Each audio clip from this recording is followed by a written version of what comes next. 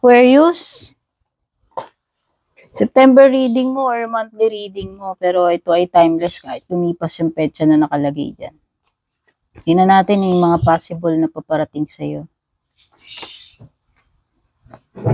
So, lumalabas to, no? Tumitihaya. O si Candle, kunin na natin yan.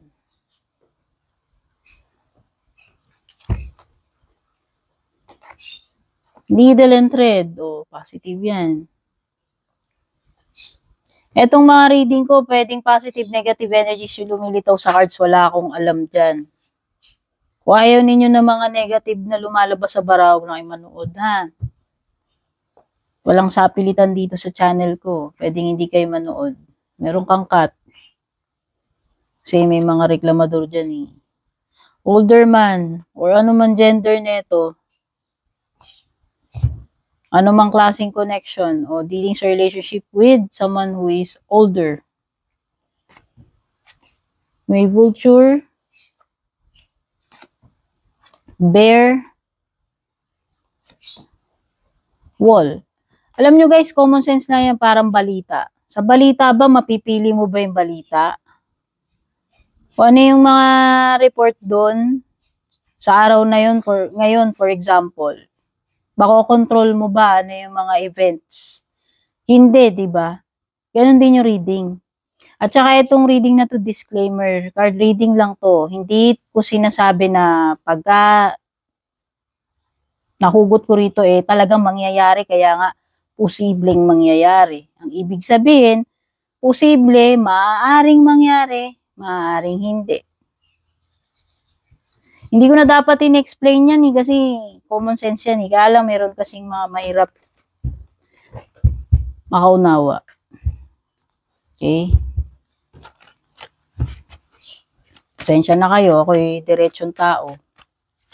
So, nain na natin tong mga fortune cards mo. So, meron kang candle dito. Ibig lang sabihin, meron something na mai-illuminate dito. This is a guiding light, directing you or redirecting you, guiding you towards something. Like a path or kung ano man yan. Like naghahanap ka ng guidance, no? Answer. Meron something dito na mabibigyan ng kaliwanagan. Clarity. Okay? You will be shown the way daw, So, halimbawa ngayon, hindi ka pa sure about dito sa isang bagay na to. Siguro this month, magkakaroon na ng clarity isip mo kasi i-guide ka. Siguro divine, papadala ng divine sa iyo yung clarity of mind, discernment, no? O, needle and thread, ito ay wish. Wish na maaaring mag-grant para sa iyo. Cat ay lumilitaw kapag merong doble cara. Two-faced person. Pero sinasabi dito friend, pero pwedeng hindi mo rin friend yan. Okay? Meron dito yung plastic or pagkarap mo, nakangiti sa'yo, ibang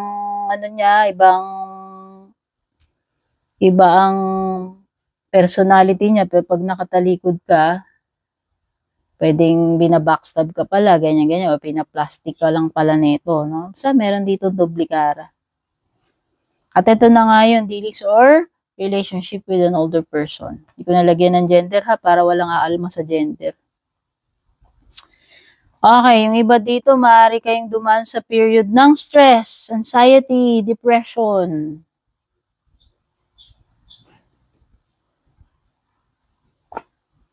Physical, mental or emotional na pagdadaanan yan Bear is, danger daw when it comes to money matters.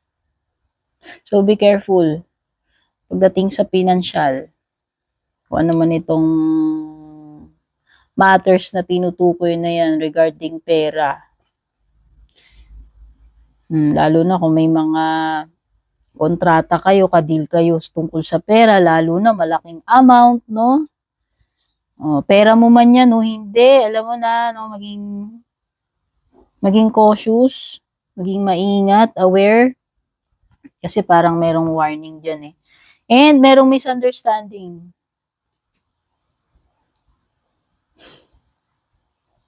Kung sino man itong hindi mo makakasundo, makakaalitan mo, makakasagutan mo, makakadiskusyon mo, LQ, hindi ko alam. Basta meron may misunderstanding dito.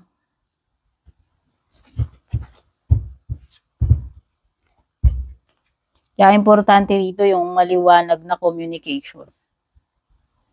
Okay, kasi pwedeng hindi kayo magkasundo, nagkaintindihan, no, dahil lang sa halimbawa sa chat lang kayo nag-usap. Kasi 'di ba, iba yung or kahit sa personal maaaring merong risk na hindi kayo magkasundo. Sino man yung makakausap mo, makakatransaction mo dyan. Check na natin yung overall or general energies for you this month. Meron ka ritong 7 of Wands and parehong reversed.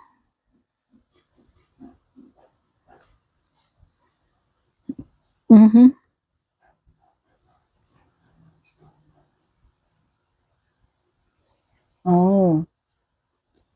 So, feeling ko lang,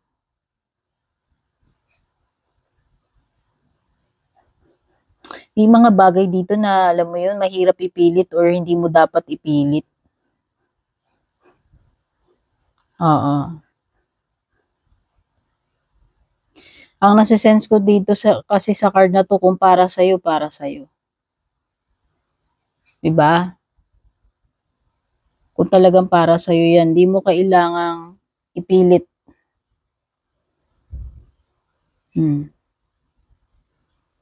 Kasi nakikita ko hindi ka lang din magiging happy Hindi ka rin magiging fulfilled, happy. Alam mo yun, parang alam mo naman na hindi kasi talaga siya para sa iyo. Pinilit lang ba? Mapunta nga sa iyo yun. Parang hindi ka naman masaya kasi alam mo yung truth na pinilit lang or napilitan lang Alam mo yun, parang mangga, kinalburo mo. Inog siya sa itsura, pero pag kinain mo, hindi masarap. Alam mo yun? Yun yung energy na napipick up ko rito kung tungkol man saan yan. Okay? Oo.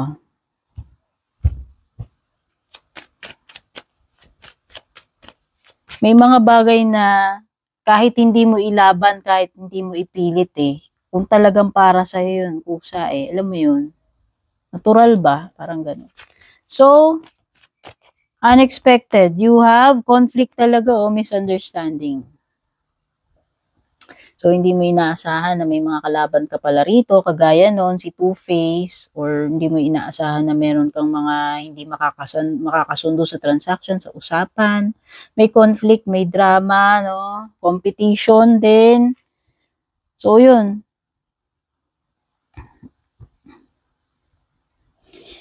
Hindi mo ine-expect na meron kang ma-encounter na conflict talaga kasi chariot din yan Parang, kung magdadalawang isip ka ba, mag-aalangan, no?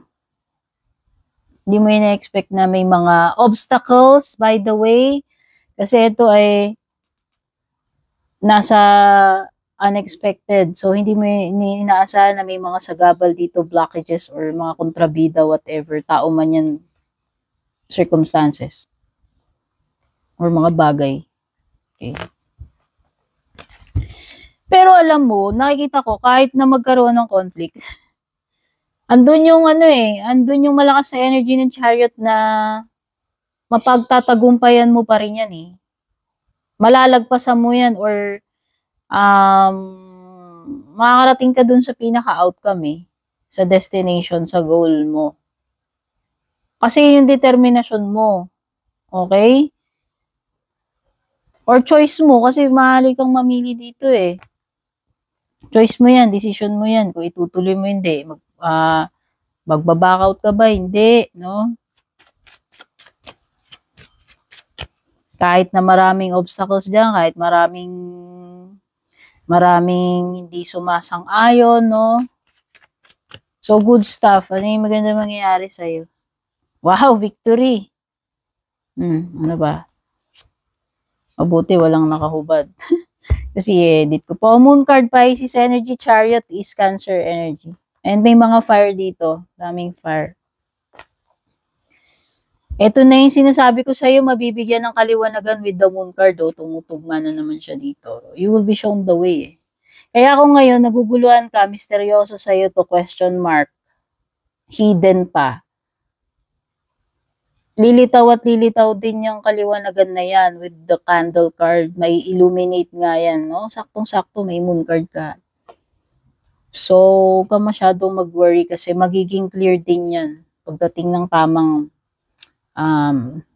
timing. And ayan, no, nakikita ko dito is magsasucceed ka with the Six of Wands.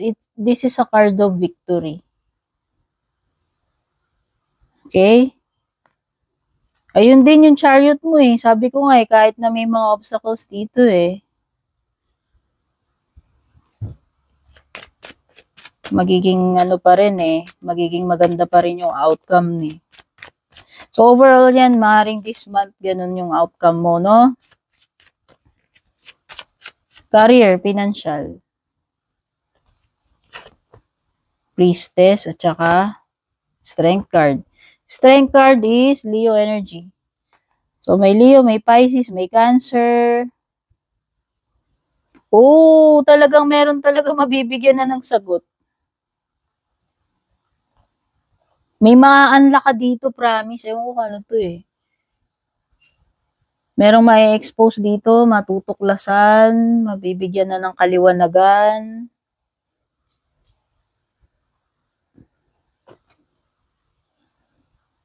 Something na masosolve, no?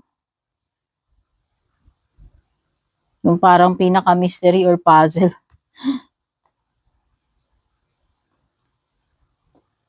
Ayun lang. So, nakikita ko dito, pwedeng yung iba sa inyo. Ewan ko, parang, ito kasi si strength is pinanghihinaan ng loob. Pwedeng ganun. O baka nawawalan ka ng motivation, ng tapang na lumaban, parang ganun eh. Okay? Or pwedeng nahihirapan kang, may something dito about sa pera or sa career na pwedeng, ito kasi yung weakness mo ba? No?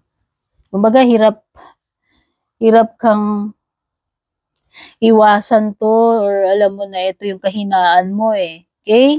Parang may something na ganun. Either na pinanghihinaan ka ng loob or alam mo na yun yung, kumbaga kay Superman, yun yung kryptonite mo. Alam mo na pagdating sa ganitong bagay, hirap mong pigilan sarili mo eh. Alam mo yun. Love life. Magician and Nine of Wands reversed. Magician is Gemini energy. So, there's Gemini, Cancer, Pisces, Leo energies dito sa reading mo.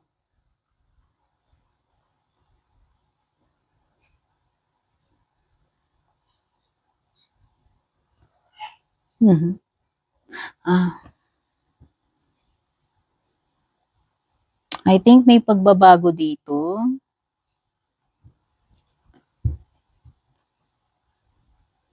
Pagbabago ng situation dito sa connection ninyo ni person. Meron something dito na ewan ko, parang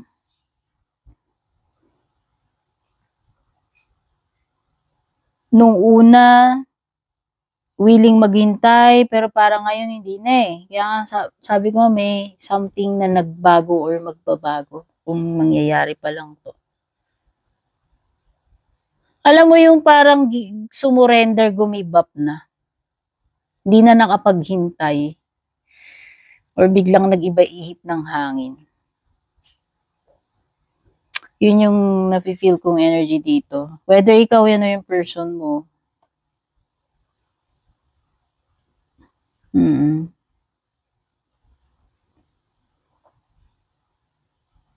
Or,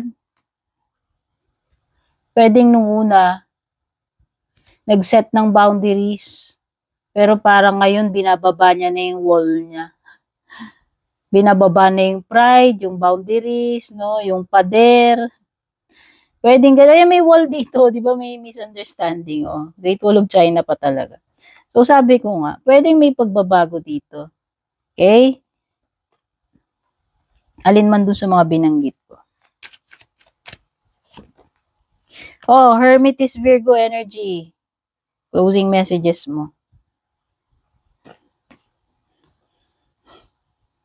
Eto na nga yun. Matatapos na tong soul searching na to. Ano ba tong hinahanap mo? May lantern na naman dyan, oh. Mukhang meron something very specific about enlightenment or a path na may illuminate sa'yo. Kasi itong si Hermit card ay nag-pilgrimage yan eh. Nag-retreat yan eh. Para meron siyang something na hinahanap. So nakikita ko nga, may mare-reveal na rito. Mabibigyan na ng clarity. Mahahanap na kung ano man itong hinahanap ni Hermit card na kasagutan na yan. Kaliwanagan. No?